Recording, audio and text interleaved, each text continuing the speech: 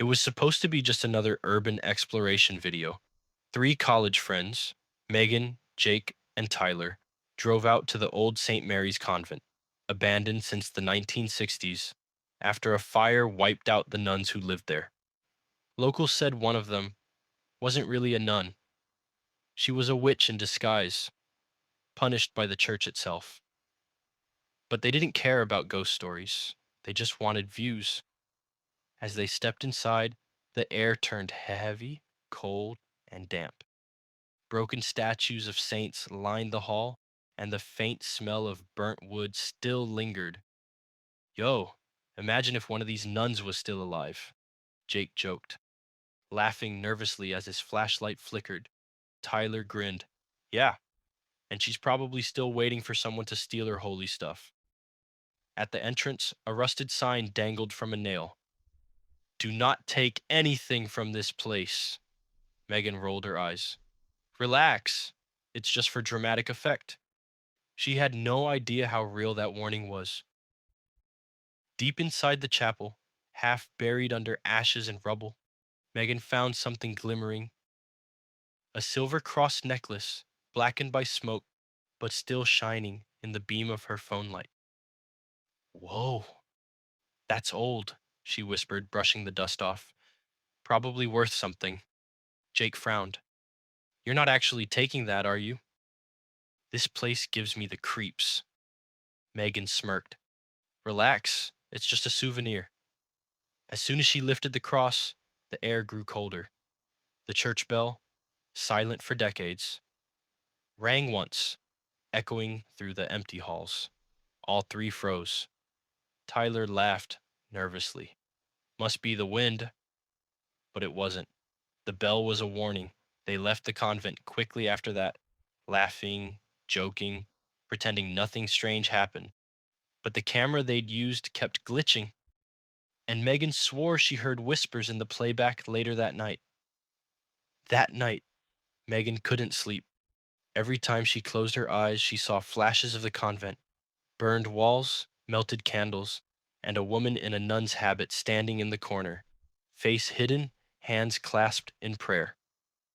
At 3:03 a.m., Megan's phone buzzed. It was a text from Tyler, greater than, Do you hear her too? Megan froze. Before she could reply, her bedroom light flickered. The silver cross she had stolen began to twitch on her nightstand, moving on its own. Then she heard it, a whisper, low and broken, like someone praying in reverse.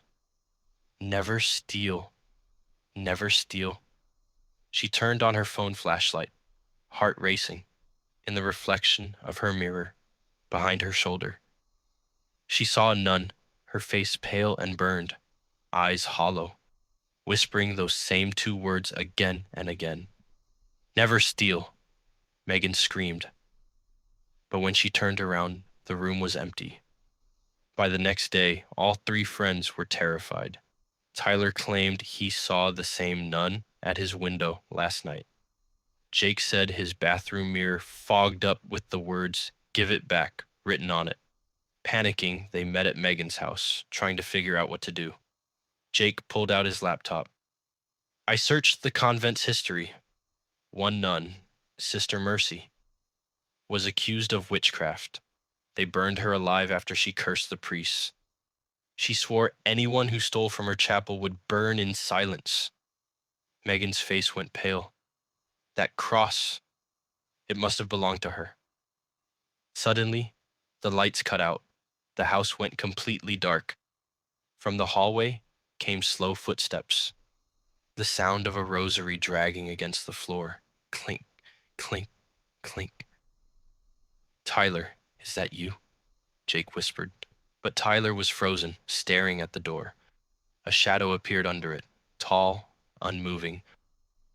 And then the handle began to turn on its own. The door creaked open. Standing there was Sister Mercy, her habit half burned, her eyes glowing faint red, mouth moving in broken prayer.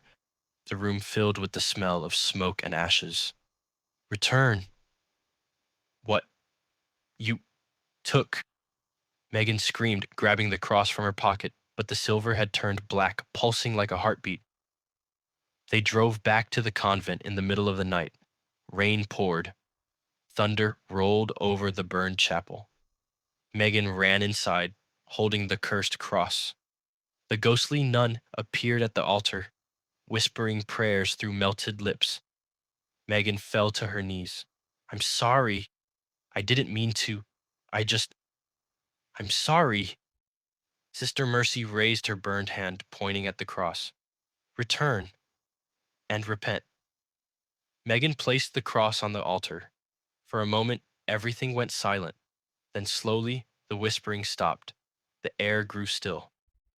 But as Megan turned to leave, Jake noticed something carved into the altar. Fresh words written in blood, greater than the prices paid. When they looked back, Megan was gone.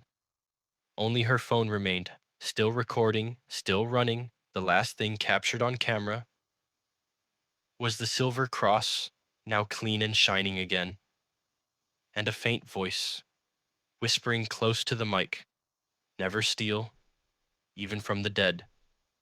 See you in the next story, and don't forget to subscribe.